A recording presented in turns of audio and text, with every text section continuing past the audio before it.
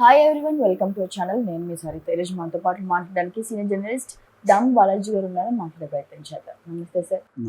Sir, Avinash Reddy గారికి bail రద్దు అయ్యే అవకాశాలు కనిపిస్తున్నాయి. సిబిఐ కూడా రికమెండేషన్ చేసింది రద్దు అవ్వడానికి. అది నిజంగా రద్దు అవుతుందా ఏంటి మీ మాటల్లో? అవినాష్ రెడ్డి బెయిల్ని రద్దు చేయమని ఫస్ట్ సునీత రెడ్డి సుప్రీంకోర్టుకి వెళ్ళింది లాంగ్ బ్యాకే. అయితే అది ఇప్పటివరకు దాని మీద విచారణ ఏమీ కంటిన్యూ కాలే. దానికి ఒక కారణం ఏంటంటే అప్పట్లో ఈయన వాళ్ళ అడ్వకేట్ ఎవరైతే ఉన్నారో ఆయన నాకు టైం లేదని చెప్పేయడం వల్ల అది సిద్ధార్థ లోత్రా చెప్పేయడం వల్ల అది పోస్ట్పోన్ అయింది. అయితే మరి ఆ తర్వాత కూడా ఇప్పటివరకు టైం లేదా? అప్పుడంటే చంద్రబాబు కేసులో ఆయన బిజీగా ఉన్నాడు. మరి సుప్రీంకోర్టులో ఎందుకు ఫాలోఅప్ చేయలేదనేది అదొక $1 మిలియన్ ప్రశ్న. అది అలాగే ఉంది. ఈ లోపల ఏం చేశారంటే ఈ మన దస్తగిరి తరపున దస్తగిరి వేశాడు పిటిషన్ హైకోర్టులో. అదేంటంటే అవినాష్ రెడ్డి బెయిల్ రద్దు చేయండి, అతని వల్ల నాకు లైఫ్ థ్రెట్ ఉంది అని. నిజానికి ఆల్రెడీ అతనికి సెక్యూరిటీ ఉంది. 5 మంది సెక్యూరిటీ సిబ్బంది నిరంతరం ఆయన్ని చూస్తూ ఉన్నారు. అయినప్పుడు కూడా సెక్యూరిటీ థ్రెట్ ఉందా అంటే, సెక్యూరిటీ థ్రెట్ ఉండడానికి కారణం ఏంటి? ఎవరన్నా బెదిరించారా అన్నప్పుడు తను ఏం చెప్తున్నాడంటే, అవినాష్ రెడ్డి బెదిరించలేదు, కానీ ఈ కేసులో అక్యూజన్ నెంబర్ 5గా ఉన్న దేవిరెడ్డి శివశంకర్ రెడ్డి కొడుకు సిద్ధార్థ రెడ్డి అనుకుంటా అతని పేరు, అతను డాక్టరు జైలుకి వచ్చి నన్ను బెదిరించాడని చెప్పాడు. ఇతనేమో నేను మామూలుగా ఖైదీల్ని చూడడానికి జైలుకి వెళ్ళాను తప్ప అతన్ని నేను కలవలేదని కూడా సిద్ధార్థ రెడ్డి చెప్పాడు. ఏదేమైనా ఆరోపణ చేయడానికి ఇబ్బంది ఏముంది, ఎవరినైనా చేయొచ్చు.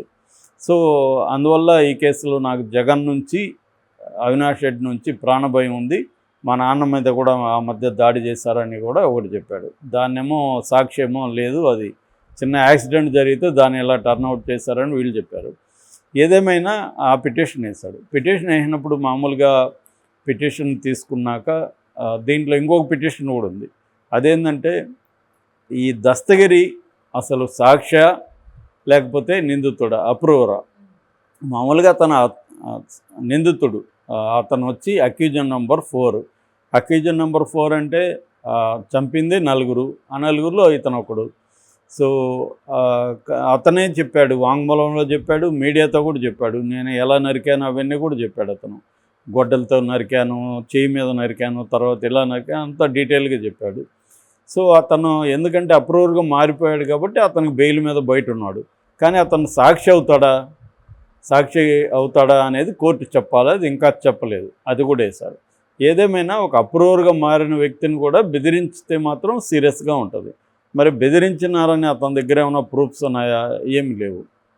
మామూలుగా బెయిల్ ఎందుకు ఇస్తారు అంటే, ఎనీ ఐపీసీలో నాన్ బెయిలబుల్ కేసుల్లో కూడా ఫ్లైట్ రిస్క్ రాకపోతే, సాక్ష్యాధారాలని తారుమారు చేయకపోతే, సాక్షులను బెదిరించకపోతే, ఈ 3 కారణాలు లేకపోతే బెయిల్ ఇవ్వచ్చు. కానీ ఈయనకి బెయిల్ ఇచ్చింది ఎప్పుడో. బెయిల్ ఇచ్చి కూడా కొన్ని కండిషనల్ బెయిల్ పెట్టింది. ఎవ్రీ సాటర్డే సిబిఐ ఆఫీస్కి రావాలి, ఇలాంటివి పెట్టింది. సో ఆ కండిషన్లు ఏమన్నా అతను మీరాడా అనేది ఇప్పుడు చూడాలి. అందుకని కోర్టు ఏం చేసిందంటే సిబిఐకి నోటీస్ పంపించింది. ఎందుకంటే ఇన్వెస్టిగేటివ్ ఏజెన్సీ సిబిఐ కాబట్టి సిబిఐ వాళ్ళు ఈ అబ్బాయి ఇట్లా అడుగుతున్నారు, మీరు దీని మీద ఎంక్వైరీ చేసి మాకు రిపోర్ట్ ఇవ్వండి. సిబిఐ ఏం చేసిందంటే ఇతనికి థ్రెట్ ఉండే అవకాశం అయితే ఉంది, సాక్షులను బెదిరించే పరిస్థితి అయితే ఉంది ఇతనికి. ఎందుకంటే హై ప్రొఫైల్గా అయ్యి ఇప్పుడు ఎంపీగా కంటెస్ట్ చేస్తున్నాడు కాబట్టి ఇతనికి బెయిల్ రద్దు చేయండి అని సిబిఐ కూడా రికమెండ్ చేసింది హైకోర్టులో. సో చేసినప్పుడు ఇప్పుడు జడ్జి చేతిలో ఉంది. జడ్జి గారు ఏమో అడిగారంటే, మరి మీరు ఇప్పుడు రద్దు చేయమంటున్నారు, ఎన్ని రోజులు ఎందుకు అడగలేదు? మీరు సుప్రీంకోర్టులో సునీత వేసినప్పుడు మీరెందుకు వేయలేదు పిటిషను? నేను హైకోర్టులో బెయిల్ ఇచ్చాము, సుప్రీంకోర్టులో మీరు ఎందుకు ఛాలెంజ్ చేయలేదు అని కూడా అడిగారు. అడిగినప్పుడు సిబిఐ ఏం చెప్పిందంటే, లేదు, సునీత వేసినప్పుడు మేము కూడా ఆమెతో పాటుగా ఇంప్లీడ్ అయినాం, మేము కూడా మాకు అప్పుడు నోటీసులు ఇచ్చారు, మేము కూడా సునీత లాగే మేము కూడా దాన్ని రద్దు చేయమని అడిగాము అని జడ్జి గారికి చెప్పారు. సో జడ్జి గారు ఇప్పుడు తీర్పు ఇవ్వాల్సి ఉంది. సో అది ఏం జరగచ్చు అనేది మనం స్పెక్యులేట్ అయితే చేయలేము. అంటే బెయిల్ రద్దు అన్నా చేయొచ్చు, లేదా బెయిల్ రద్దు చేయాల్సిన అవసరం లేదు, ఇతనికి సెక్యూరిటీ పెంచండి అని అడగచ్చు, ఏమన్నా జరగచ్చు. ఒకవేళ బెయిల్ రద్దు కానీ చేస్తే జైలుకి వెళ్ళాల్సి ఉంటుంది అవినాష్ రెడ్డి. అప్పుడు వాళ్ళు సుప్రీంకోర్టుకి వెళ్ళచ్చు.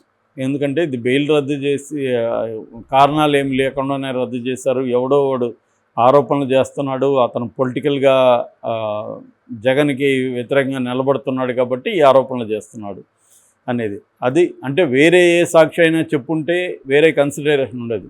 కానీ ఇప్పుడు ఇతనేమో జగన్కి వ్యతిరేకంగా నిలబడుతూ అక్కడ జగన్ వ్యతిరేక క్యాంపులో, రాజకీయ క్యాంపులో ఉంటూ ఇతను వెళ్ళి నాకు భద్రత లేదంటే అర్థం ఏంటి? ఇది పొలిటికలీ మోటివేటెడ్.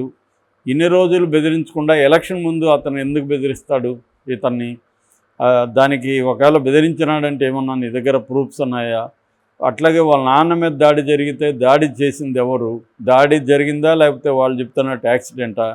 ఇవన్నీ కోర్టు పరిశీలించే అవకాశం ఉంది బెయిల్ రద్దు చేయాలంటే. సో అవన్నీ మరి పరిశీలిస్తున్న పరిస్థితుల్లో ఇతనికి ఇస్తారా? ఎందుకంటే అవినాష్ రెడ్డి వచ్చి అక్యూజన్ నెంబర్ 8, అతనేమి అక్యూజన్ నెంబర్ 1, 2, 3, 4 కాదు. అంటే అర్థమేమి? అతను సిబిఐ దృష్టిలో అతను మెయిన్ కాన్స్పిరేటర్ కాదు. మెయిన్ కాన్స్పిరేటర్ అయితే A1గా పెట్టేవాడు. మెయిన్ కాన్స్పిరేటర్ని ఎవరు పెట్టారు? ఎర్రగంగిరెడ్డిని పెట్టారు.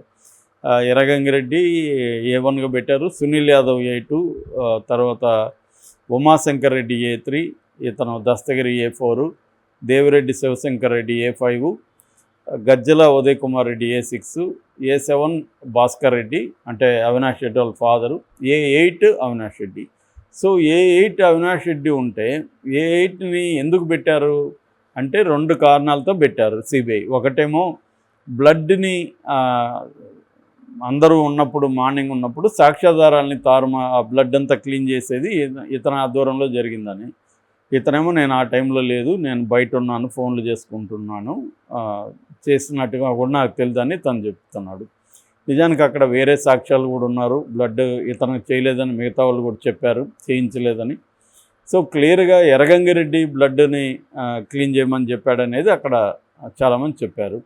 కాబట్టి అది కూడా కోర్టులో నిలిచే ఇది కాదు. రెండవది ఏంది, గూగుల్ టేక్అవుట్లో ఇతని ఫోను రాత్రంతా యాక్టివ్గా ఉన్నింది అని చెప్తున్నారు. ఎలక్షన్ టైంలో అతను తిరుగుతున్నప్పుడు రాత్రంతా యాక్టివ్గా ఉండడంలో విచిత్రం ఏమీ లేదు. మామూలుగా మన ఫోన్లు కూడా ఆన్లో పెట్టుంటే రాత్రంతా యాక్టివ్గా ఉన్నాయని అనుకుంటాం.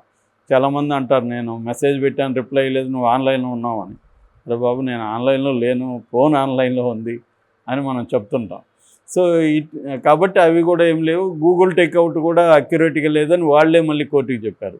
కాబట్టి అవినాష్ రెడ్డి ఇన్వాల్వ్మెంట్ అనేది ఏ రకంగానూ ఇప్పటివరకు సాక్ష్యాలు లేవు. ఒక్క దస్తగిరి చెప్తున్న వాంగ్మూలం, అది కూడా హియర్సే అంటారు. హియర్సే అంటే దస్తగిరికి వీళ్ళేం చెప్పలే చంపమని, ఎర్రగంగిరెడ్డికి చెప్పారని ఎర్రగంగిరెడ్డి తనకు చెప్పినట్టుగా దస్తగిరి చెప్తున్నాడు.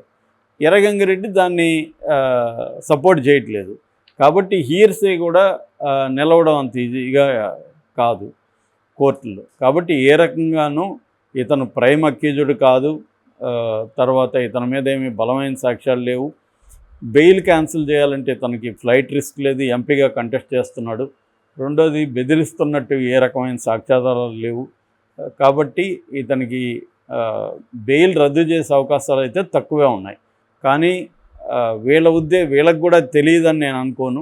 వీళ్ళు ఎందుకు ఇది వేశారంటే వివేకానంద రెడ్డి హత్య కేసును లైవ్గా ఉంచాలి, దాని చుట్టూనే ఏపీ రాజకీయాల్ని ఒక సర్క్యులేట్ చేయాలి, అది కేంద్ర బిందువుగా ఏపీ రాజకీయాల్లో చర్చ తీసుకురావాలనేది తెలుగుదేశానికి ఉన్న అజెండా. ఈ అజెండాలో షర్మిల కూడా మిలాఖత్ అయింది, ఈమె సునీత కూడా మిలాఖత్ అయింది. సో వీళ్ళందరూ కలిసి అవినాష్ రెడ్డి చంపించాడు అన్న నెరేటివ్ని బలంగా తీసుకొస్తున్నారు.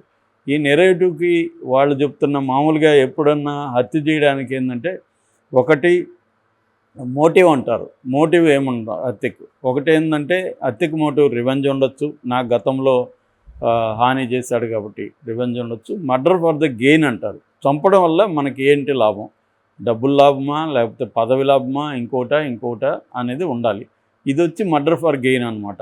అంటే అవినాష్ రెడ్డి చంపడం వల్ల అతను అవినాష్ రెడ్డిని అక్కడ ఎంపీగా వద్దని చెప్తున్నాడు. సో షర్మిలానే ఎంపీగా ఉండమని అతను అడుగుతున్నాడు అనేది కథనం. కానీ అవినాష్ రెడ్డి చనిపోయే రోజు కూడా ఆయన అవినాష్ రెడ్డి తరపున వెళ్ళొచ్చాడు. ఎందుకంటే ఈయన వద్దన్నా జగన్ వినే పరిస్థితి ఏం లేదు. జగన్ వివేకానంద రెడ్డి మాట వినే పరిస్థితి ఏమీ లేదు. అది జగన్ పార్టీ. ఆల్రెడీ ఆయన ఎంపీగా ఉన్నాడు, మళ్ళీ ఎంపీగా ఇస్తున్నాడు. ఈమె ఎక్కడా కూడా నేను ఎంపీగా ట్రై చేస్తున్నట్టు కూడా చెప్పలేదు, పోటీ కూడా లేదు. అలాంటప్పుడు ఆల్రెడీ ఆయన పోయి ప్రమోట్ చేస్తుంటే ఆయన వల్ల ఉపయోగం తప్ప, ఎందుకంటే పులివెందుల తాలూకాలో వివేకానంద రెడ్డికి కొంత పరపతి ఉంది కాబట్టి ఓట్లు పడతాయి. ఆయన వల్ల అవినాష్ రెడ్డికి ఉపయోగం తప్ప ఆయన చంపడం వల్ల అవినాష్ రెడ్డికి వచ్చే మర్డర్ ఫర్ గెయిన్ ఏమీ ఎవరికి కనబడట్లేదు. సో ఇవన్నీ కోర్టులో నిలబడమని అందరికీ తెలుసు. కానీ పొలిటికల్గా గెయిన్ కోసం 2019లో ఈ హత్యను జగన్ ఉపయోగించుకున్నాడు తనకు అనుకూలంగా, తెలుగుదేశానికి వ్యతిరేకంగా. ఇప్పుడు 2024లో జగన్కి వ్యతిరేకంగా చంద్రబాబు దీన్ని ఉపయోగించుకుంటున్నారు. దానికోసం జరిగే ఒక డ్రామా ఇదంతా కూడా. Thank you sir.